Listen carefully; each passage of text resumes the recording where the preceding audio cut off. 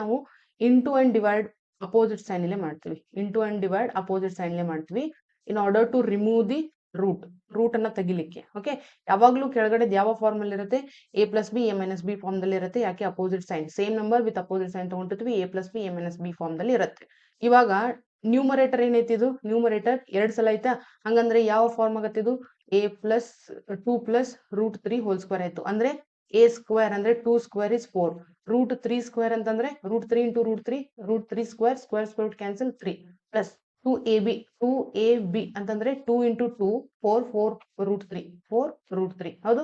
ಹಂಗಂದ್ರೆ 4 3 7 plus root 3 7 plus 4 root 3 divided by A minus B A plus B, A square minus B square, A ಅಂದ್ರೆ 2 ಇದೆ, 2 square minus root 3 square, 2 square is 4 minus root square root cancel 3 gives you 1. So 7 plus 4 root 3 upon 1. Option D is correct over here.